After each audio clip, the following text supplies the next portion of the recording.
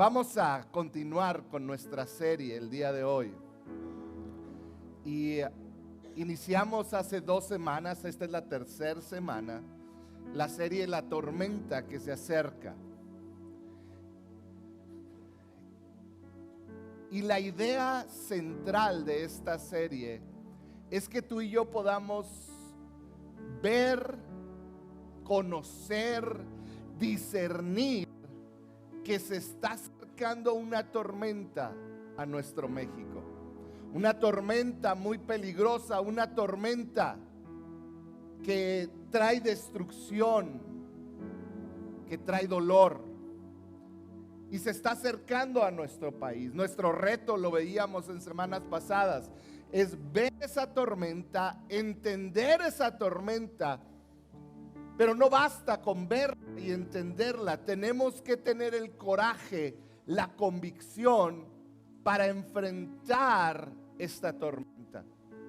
Estas semanas pasadas hemos estado viendo el paralelo en el ministerio y en la vida del profeta Elías. Y podemos ver cómo lo que sucedió en los tiempos de Elías está sucediendo el día de hoy. Podemos ver que esta tormenta trae la secularización. ¿Qué es esto? El desplazamiento del cristianismo de nuestra cultura, de nuestra sociedad y por lo tanto de nuestra familia. Quitándole el valor al creer en Cristo, quitándole la validez, menospreciando lo que Cristo hizo. Y eso lo vemos cada vez más y más, un proceso de secularización, pero no nada más la secularización, sino que este proceso de secularización está movido por algo que le llaman los sociólogos el sincretismo. ¿Qué es el sincretismo? Tratar de reconciliar, tratar de juntar, tratar de encontrar igualdad entre lo que Dios ama y lo que Dios aborrece, entre la maldad y el amor de Dios. Tratar de encontrar ese punto donde ambos pueden convivir. Y vivimos en una sociedad que constantemente nos está predicando al respecto. Veíamos en Efesios 6:12 que nuestra lucha no es contra seres humanos. En otras palabras, no es contra personas, dice Pablo, sino contra poderes, contra autoridades, contra potestades que dominan este mundo de tinieblas, contra fuerzas espirituales malignas en las regiones celestes. Esa es nuestra lucha. No es contra personas, y tenemos que tenerlo bien claro. Nuestra lucha es espiritual. Pero debemos entender algo que veíamos la semana pasada. Las concesiones que demos hoy van a ser nuestra cárcel, nuestro dolor y nuestra vergüenza el día de mañana.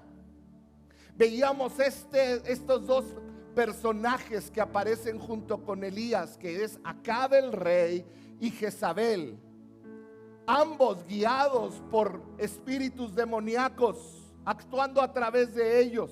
Acab con un espíritu pasivo, irresponsable, que no toma responsabilidad de lo que Dios le dio para cuidar. Vemos un espíritu de Jezabel. Jezabel, esta mujer controladora, manipuladora, prepotente, agresiva.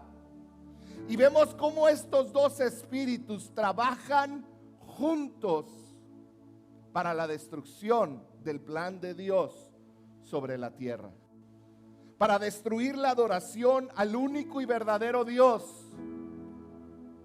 Y veíamos la semana pasada, y yo te recomiendo mucho que si no has estado, puedas ver estas últimas 2 reuniones, porque a la vez que estaba el espíritu de Acab y el espíritu de Jezabel, también vimos que había un tercer personaje que apareció en escena, y era Elías, lleno del Espíritu Santo. Y así como el Espíritu Santo sigue obrando hoy, también el espíritu de Acab y de Jezabel está activo el día de hoy. Y veíamos a Jesús hablando, Apocalipsis 2:20. Dice, sin embargo, tengo en tu contra que toleras, di conmigo toleras, a Jezabel.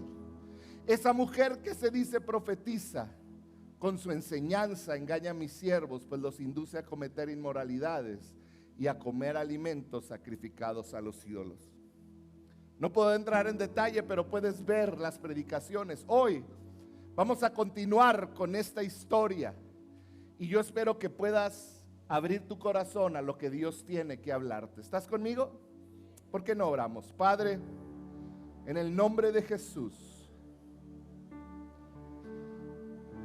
yo pido que tu Espíritu Santo llene este lugar, que tu presencia inunde nuestros corazones.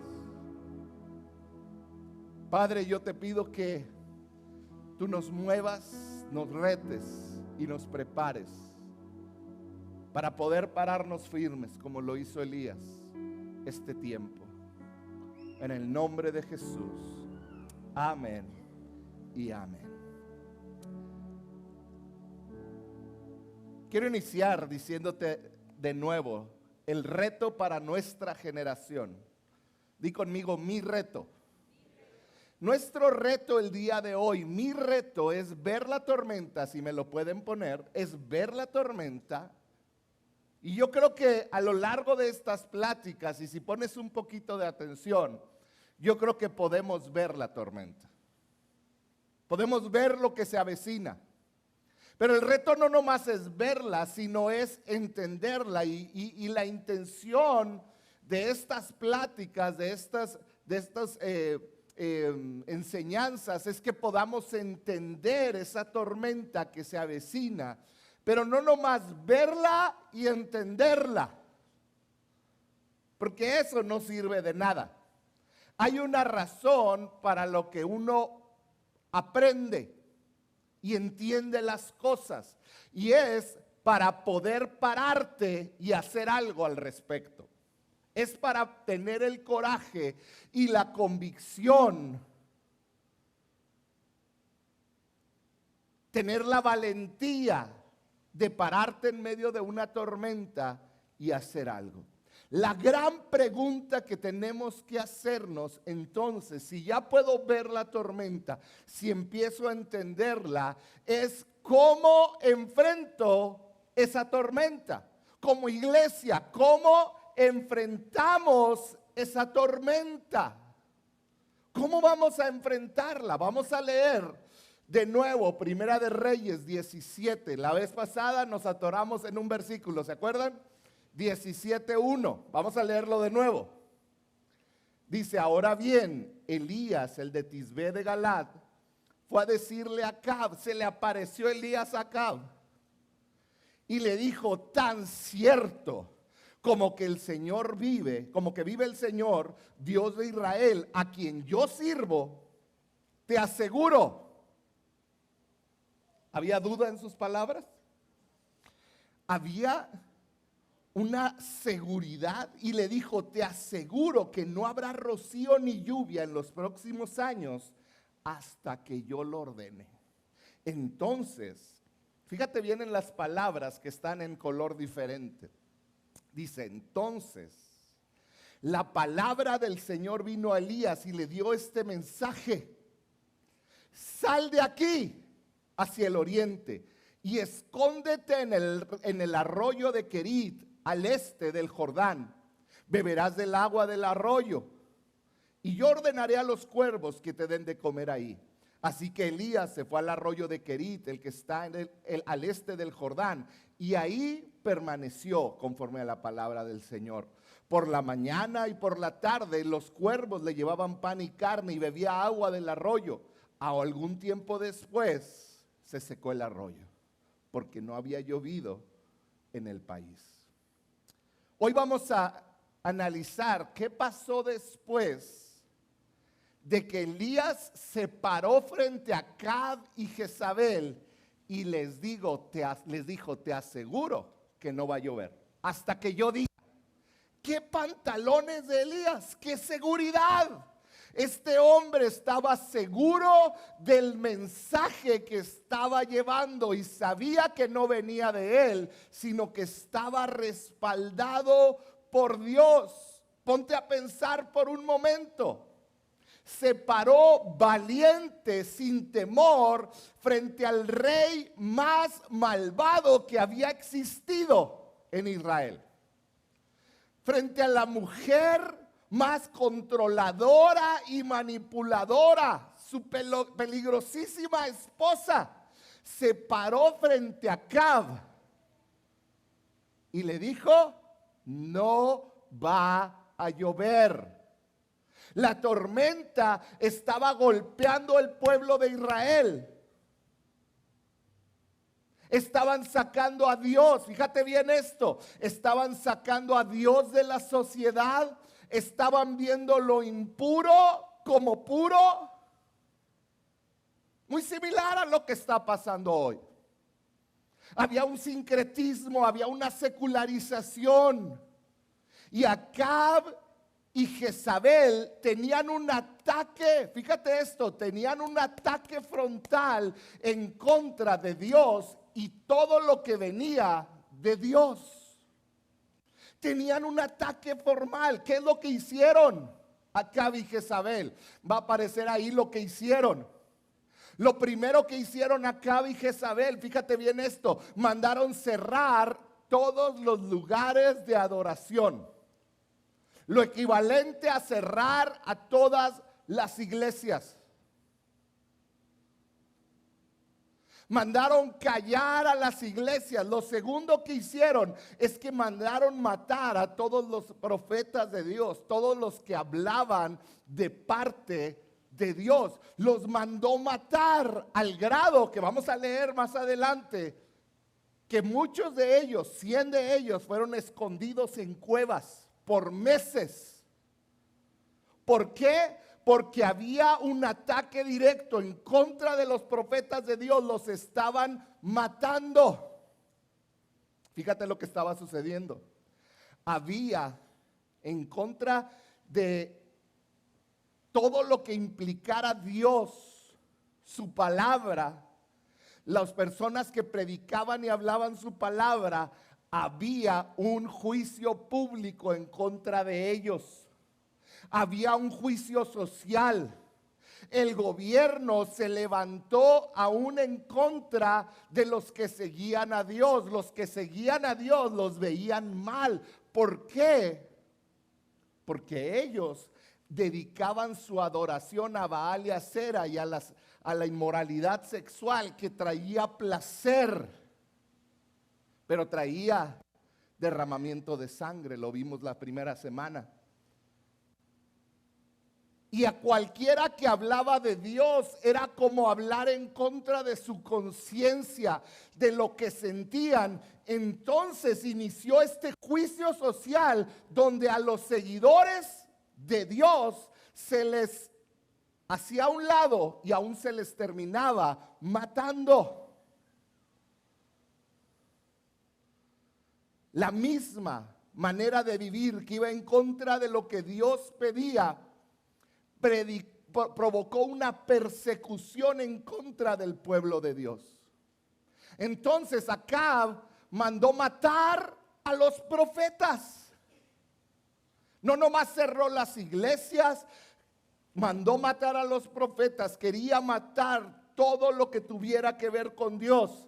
Lo siguiente que hizo Acab, influenciado por Jezabel, su esposa, es que no nomás cayó el lado de Dios, sino que comenzó a abrir templos de adoración para Baal y para Acera. Hubo este cambio y empezó ahí. Si quieres saber más de esto, vea la primer plática. Pero empezó una adoración a Baal y a Acera. Recordemos, Baal era el dios de la fertilidad. Era el Dios de que la tierra produjera alimento. Era el Dios de la fertilidad, de la abundancia. Y ellos lo adoraban para tener esa abundancia. Pero eran adorado. Baal pedía y Acera pedían una adoración en base a la inmoralidad sexual. ¿Qué es esto? Había fornicación en los templos. Había embarazos y luego sacrificaban al producto del embarazo. Se parece a algo que sucede hoy de distinta manera. Había idolatría, había derramamiento de sangre. En pocas palabras, las 5 generaciones de la familia de Acab que reinó y que Acab terminó siendo el peor, habían secularizado a Israel. Ya no verían venir la tormenta, estaban en la tormenta. La tormenta que hoy está Europa, que hoy está en Canadá y que está entrando a Estados Unidos. Dios fue desplazado de la cultura, Dios fue desplazado de la sociedad. En pocas palabras, Dios fue desplazado del corazón de los israelitas. Este es el momento donde llega Elías y confronta. No nada más a Acab y Jezabel, confronta a Baal y a Acera, porque le dice, lo que tú crees que controlas, que es la fertilidad, la abundancia, no va a haber. Va a dejar de llover y va a venir una sequía. Yo puedo ver cómo Dios, después de 5 generaciones de reyes malos, Dios dijo, suficiente, hasta aquí. Dios mandó al profeta Elías y le da palabra, le da una declaración de guerra directa en contra de los espíritus que estaban controlando a Israel. Fue una declaración de guerra que resonó en todo el contexto israelita. ¿Por qué? Porque dejó de llover, comenzó a haber sequía. ¿Te imaginas vivir en un lugar seco donde llueve casi nada? Pues vivimos en uno, ¿verdad? Elías llegó y le dijo, te aseguro que no habrá rocío ni lluvia en los próximos años hasta que yo lo ordene. Santiago 5:17 nos dice que esa sequía duró 3 años y medio. 3 años y medio. En pocas palabras, el mensaje de Dios por medio de Elías para Acab fue el siguiente: mi paciencia se está terminando con ustedes. No he sido tolerante porque la tolerancia no tiene fin. Lo vimos la semana pasada. He sido paciente. Y ese aviso de Elías era un aviso que le decía a Acab y al pueblo de Israel: vuelvan a adorar al único y verdadero Dios, porque mi juicio, cuando se termina la paciencia de Dios, viene ¿qué de Dios? El juicio. Y Dios le estaba diciendo a Acab y al pueblo de Israel: vuelvan a adorar a Dios, porque si no va a llegar el juicio. Yo quiero que entiendas todo esto, para que puedas entender por qué el versículo 1, Elías amenaza, y a lo mejor Elías esperaba que ahí él orara y bajara fuego y quemara, pero Dios le dice, ahora sí sal y huye. ¿Se fijan? El primer versículo, muy valentón Elías, y el segundo Dios le dice, ahora sí vete y escóndete. Y le dice dónde se vaya a esconder. ¿Por qué?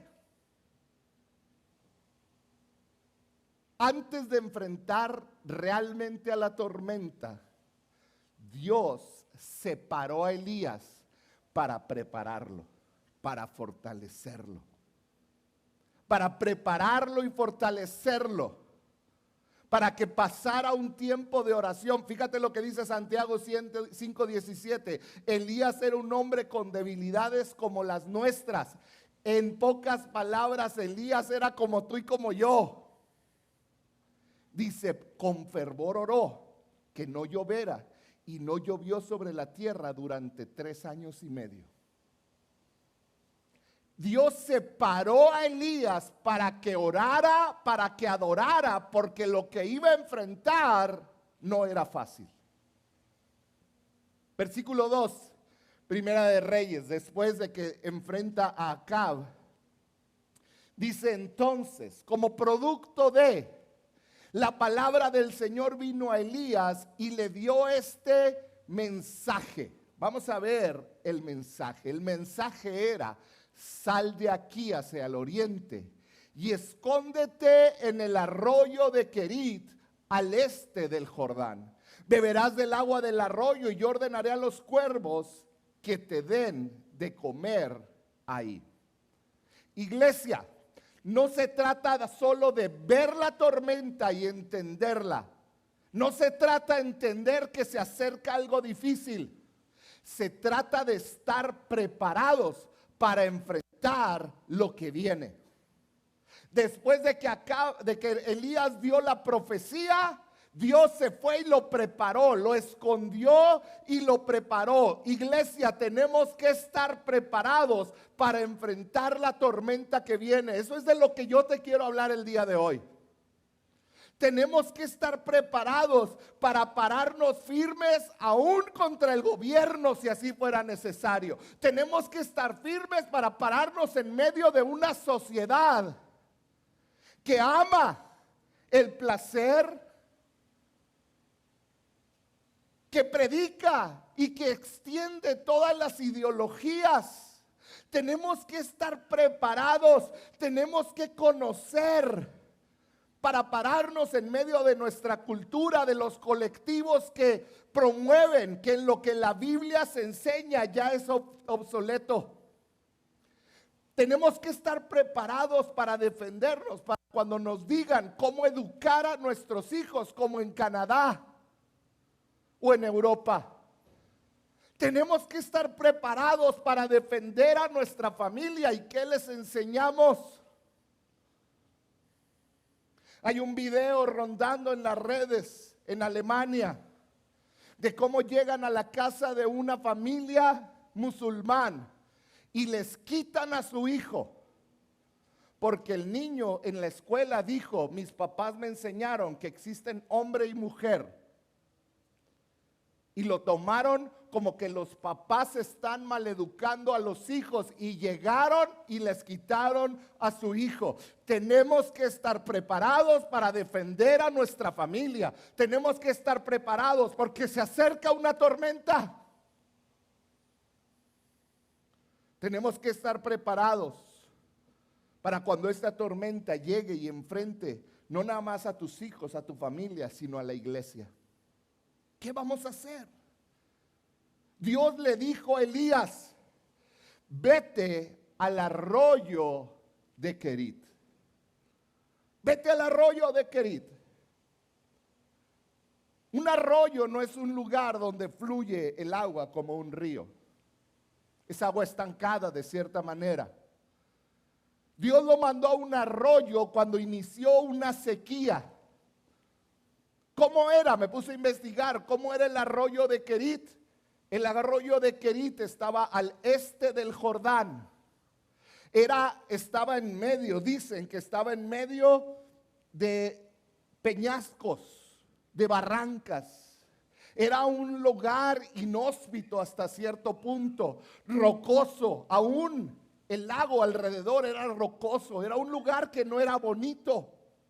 Era difícil de vivir ahí. Pero era un tiempo de preparación y de quebrantamiento. Durante la sequía, antes de que llegara la lluvia, antes de que llegara la batalla y la victoria que Dios preparó para Elías, Dios los separó. Di conmigo, los separó.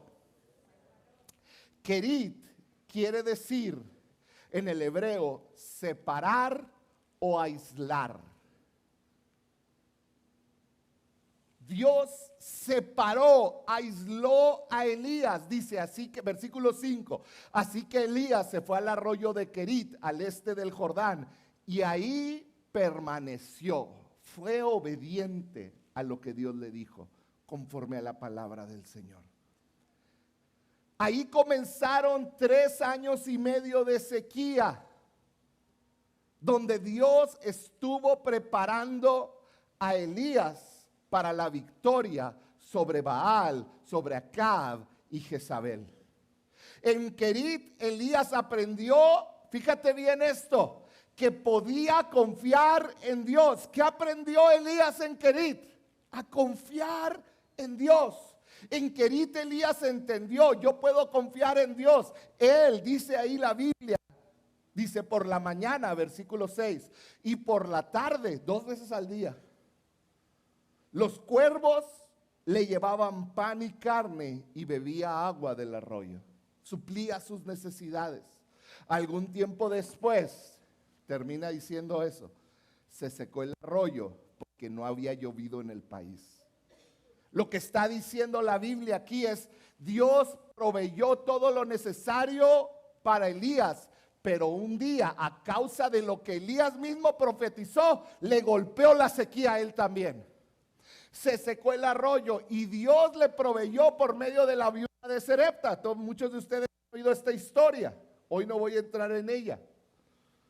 A causa de la sequía que Elías mismo profetizó, el arroyo se secó. Di conmigo, se secó. Y en toda Samaria había un hambre terrible. ¿Qué es lo que sucede cuando hay sequía tan seria? La tierra deja de dar fruto. Los animales se mueren. Vamos a hablar un poquito del aborto. En una iglesia que glorifica el placer, el sexo, siempre va a provocar la muerte de los más pequeños. Este número me impactó. Y si alguien necesita la referencia de dónde lo saqué, aquí la tengo. Pero ¿sabías que al año en el mundo se abortan 19 millones de bebés?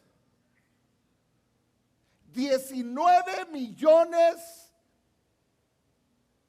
de bebés son abortados en el mundo al año. Esto es un infanticidio. En las guerras no hay tantos muertos como 19 millones, casi la totalidad de la cantidad de habitantes en la Ciudad de México. Una de las ciudades más pobladas del mundo, 19 millones están siendo abortados. ¿Y qué estamos haciendo como iglesia? No nomás esto. Fíjate lo que encontré. El aborto el aborto provocado aumenta los riesgos de alteraciones en el estado de ánimo. ¿Qué es esto? Provoca depresión y que se autolesione la persona, porque entra en un estado de depresión de haber hecho algo que dentro de él, su conciencia sabe que fue incorrecto. Que están poniendo el placer por sobre la vida de una persona. Está comprobado que las mujeres que han sufrido un aborto provocado padecen un síndrome de estrés generalizado con un 30% más de probabilidad que las que han llevado adelante su embarazo no deseado. En otras palabras, puede ser que no anhelen al bebé, pero deciden tenerlo. Las personas que deciden continuar con el embarazo se deprimen mucho menos, 30% menos que aquellas que deciden terminar el embarazo. Las mujeres que habían abortado presentan malestar psicológico hasta por 5 años después de la interrupción. Las mujeres que han abortado, presentan graves alteraciones en el sueño, sobre todo en los 180 días tras el aborto. Las mujeres que han abortado tienen un alto riesgo de consumo de drogas y de abuso de diversos tipos. Esto no lo inventé yo. Científicamente está comprobado los efectos en la mamá por haber asesinado a un ser humano.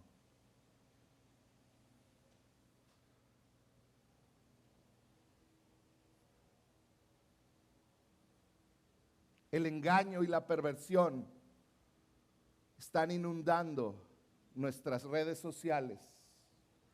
Estas ideologías están inundando nuestro gobierno mexicano, siendo pro aborto. Como iglesia tenemos que poner atención en los gobernantes que elegimos. No se trata de si yo estoy a favor de un partido o de un personaje. Se trata de conocer qué es lo que ellos están dispuestos a defender. Y tenemos que orar que Dios levante gobernadores que van a proteger la vida.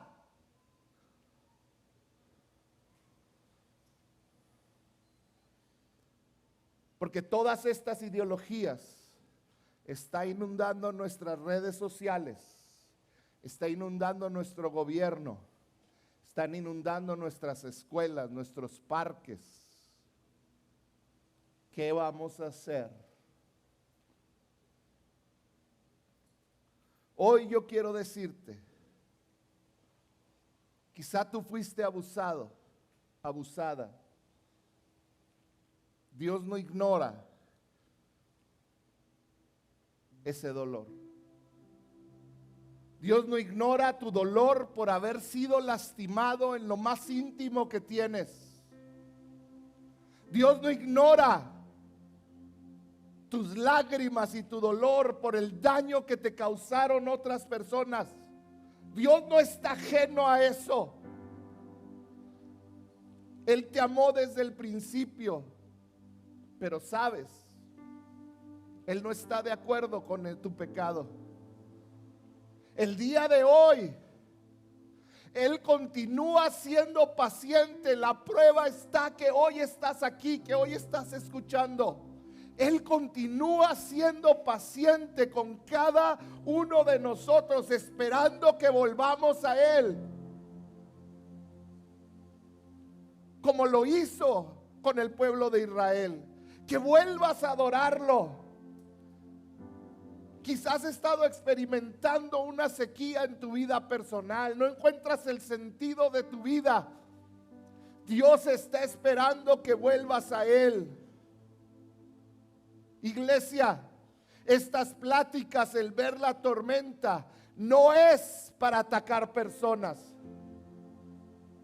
Estas pláticas, no me puedes malentender y salir de aquí con un mal mensaje. No es para ir a atacar a las personas que viven diferente a nosotros. No es para ir y levantar el dedo y decirle estás mal. No son para eso. Te lo he dicho, nuestra lucha no es contra las personas. En este lugar las puertas están abiertas para homosexuales, para personas que han abortado, que tienen otros estilos de vida. Pero se va a predicar lo que dice la Biblia. Y mi oración es que puedas abrazar eso. No estamos en contra de nadie. Nuestra batalla es espiritual. Estas pláticas, si de algo deben de servir, es para que oremos por ellos. Para que realmente oremos por las mamás que hoy están enfrentándose a la decisión si abortan o no abortan. A esos jóvenes o jovencitas que fueron abusados o abusadas sexualmente y que hay una confusión en su mente acerca de su identidad sexual. Es para que oremos. Es para que clamemos delante de la presencia de Dios por sus almas. Un amor y una verdadera carga por el que está perdido, por mostrarles a Cristo. ¿Sabes? La sequía era la oportunidad de que volvieran a adorar a Dios. En otras palabras, la sequía era la misericordia de Dios. Era el tiempo que Dios estaba poniendo delante de ellos para que se arrepintieran. Pero para Elías, la sequía era la oportunidad de que conociera de una manera más cercana y personal a Dios y al Espíritu Santo. Tan personal que le daba de comer y le daba de beber 2 veces al día. Tan personal que en ese lugar inhóspito, separado en Kerit, aislado, se pudo encontrar con Dios. Yo quiero hacerte una pregunta. ¿Estás consciente de la sequía espiritual que estamos enfrentando en este tiempo aquí en Ciudad Juárez? Hay una sequía espiritual. ¿Cómo estamos respondiendo a Dios en medio de esta sequía? ¿Lo ignoramos? ¿Nos alejamos cada vez más de Él? ¿Vamos cediendo espacio al enemigo? ¿Cómo estamos respondiendo? ¿Cómo estás respondiendo a esta sequía espiritual que tú mismo estás experimentando? ¿Sabes? Vivimos en una sociedad que está en busca de la espiritualidad. Y hoy como nunca están renaciendo cultos a espíritus de hace años. Hay una necesidad, hay películas que hablan de espiritualidad, de las cosas más vistas en el internet. Hay más de 30 billones de búsquedas en TikTok para brujas de TikTok. Hay una necesidad de lo espiritual, pero ¿sabes cuál es el problema? Pónganme la que sigue, por favor. ¿Sabes cuál es el problema? Que buscamos la espiritualidad para que un espíritu me diga que sí a lo que yo quiero. No un espíritu como el Espíritu Santo que me diga, eso está mal, no lo hagas.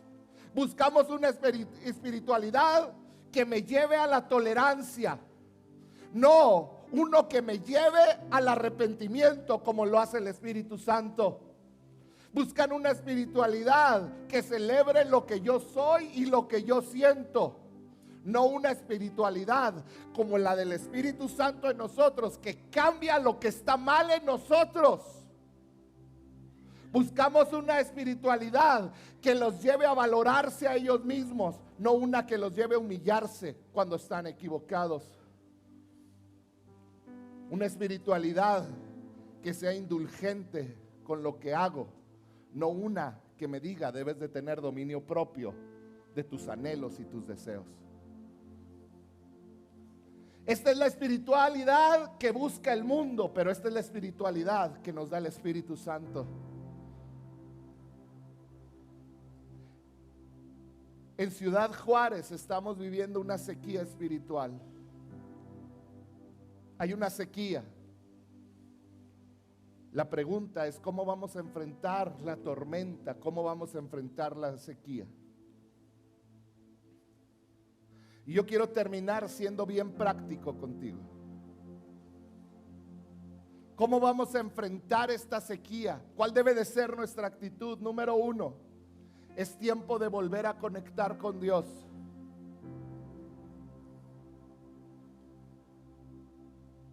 A lo mejor estás batallando, pero es tiempo de volver a conectar con Dios. Es tiempo de volver a su palabra. ¿Sabías que solo el 5% de las personas que asisten a la iglesia leen su Biblia? Es tiempo de volver a su palabra, de ser nuestra prioridad de leer la Biblia. Yo te hago la pregunta, cada uno de ustedes, esta semana, ¿te sentaste a leer la Biblia o leíste los piolines que te dan versículos esporádicos? Que te hablan de lo padre que eres y de lo bueno y que Dios está contigo. todo lo puedo en Cristo que me fortalece. Amén. Pero ¿qué de donde te dice que tu pecado te aleja de Dios? ¿Estás leyendo la Biblia? Si hiciéramos una encuesta, nos avergonzaríamos de saber cuántos realmente esta semana abrieron la Biblia. Este mes hay tanta ignorancia de la palabra de Dios.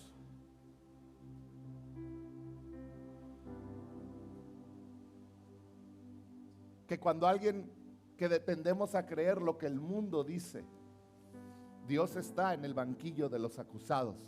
A ver, ¿por qué dice esto en tu Biblia? Pero nosotros no conocemos la Biblia. Es tiempo de cambiar. No nada más es tiempo de conectar con Dios, de volver a su palabra. Es tiempo de volver a orar. Hombres, es tiempo de que comiences a orar por tus generaciones. Necesitamos hombres que luchen en oración. Este sábado tiene que estar lleno este lugar de hombres que buscan a su presencia. Pero la vez pasada que lo hicimos, de 10 a 14 hombres.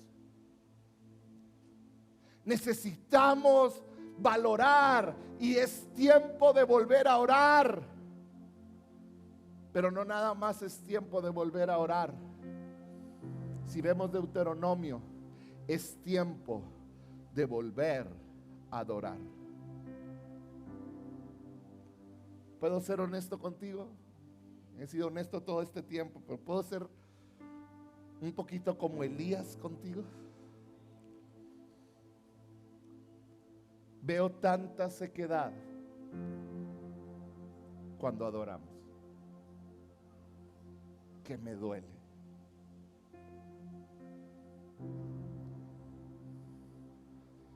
Estamos adorando y veo gente en el celular. Hoy me paré allá atrás. Veo gente preocupada por quién entra. Veo gente preocupada por sus problemas y están con las manos en los bolsillos, adorando. No estoy juzgándote.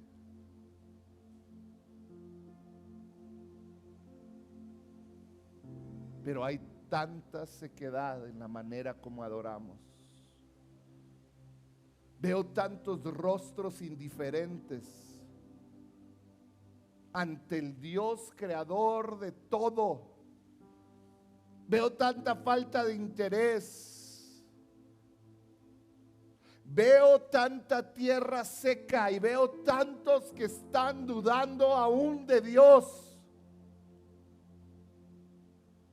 Veo tantos que viven de los recuerdos de lo que fue en el pasado.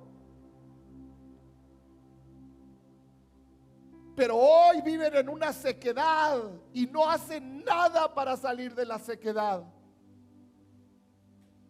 Hoy estoy como Elías, a lo mejor parándome delante de ti, diciéndote: Dios sigue siendo paciente. ¿Hasta cuándo vamos a seguir apáticos? ¿Hasta cuándo vamos a seguir preocupándonos por un jueguito en el celular o por unas redes sociales? ¿Hasta cuándo? Hoy Dios nos está llamando a volver a adorar a Dios. Hoy Dios quiere aislarte, separarte, no de su pueblo, en tu espíritu, para que vuelvas a beber de su agua, para que vuelva a Él a alimentarte y a saciar tu sed. ¿Hace cuánto que no lloras delante de la presencia de Dios? ¿Hace cuánto que tus rodillas no tiemblan y te caes delante de Él?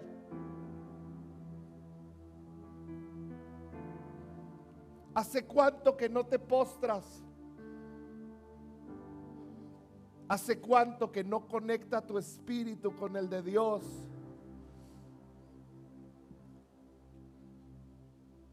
Y sientes su presencia llenar todo tu ser. ¿Hace cuánto?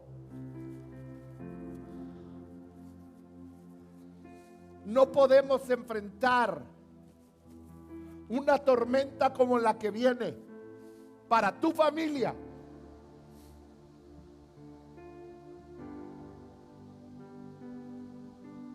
con conocimiento. Necesitamos su presencia. Es en tu querid, en tu propio lugar apartado, donde el Espíritu Santo quiere hacerse real a ti. Hoy creo firmemente que Dios te está llamando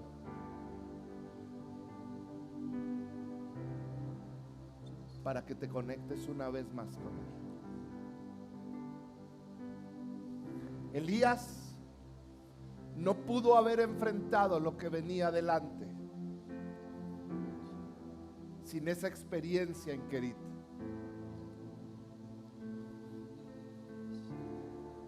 Sin esos momentos a solas con Dios, postrado quizá. ¿Hace cuánto que no olvidas todo y cantas con tu corazón hasta el grado que tus rodillas cedan ante la presencia de Dios y caigas postrado ante Él?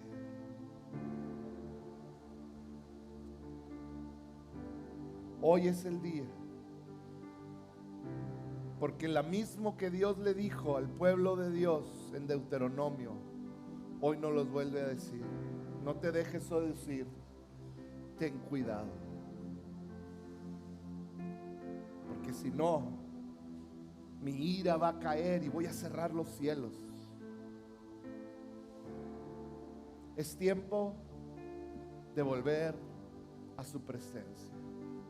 Es tiempo de volver a adorar, quizá como nunca lo habías hecho. ¿Por qué no cierras un momento tus ojos?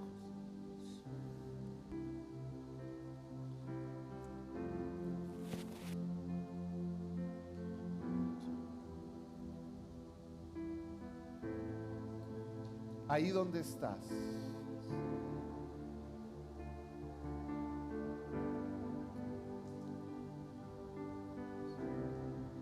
ahí donde estás, si tú sabes que Dios te está llamando de nuevo a adorarlo, ¿por qué no le dices: Señor, perdóname? Perdóname. Hoy me arrepiento. Hoy me arrepiento, Señor.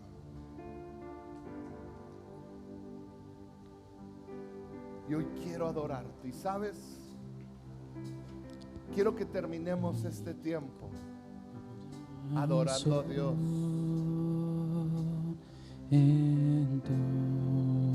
¿Por qué no cierras tu mente a pensamientos externos? ¿Por qué no apagas tu celular?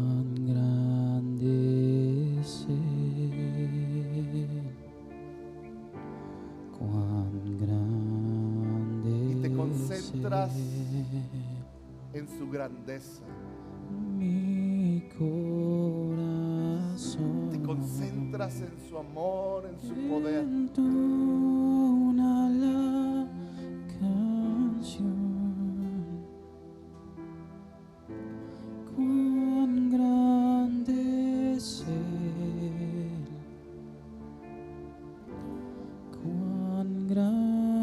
Quizás hace mucho que no caes de rodillas ante Él.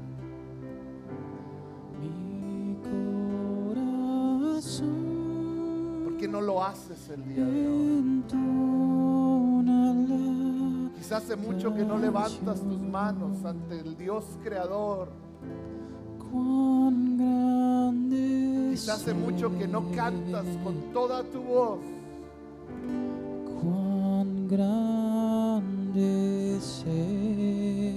¿Por qué no el día de hoy lo haces? Si quieres ponerte de pie o postrarte, pero ¿por qué no terminamos este tiempo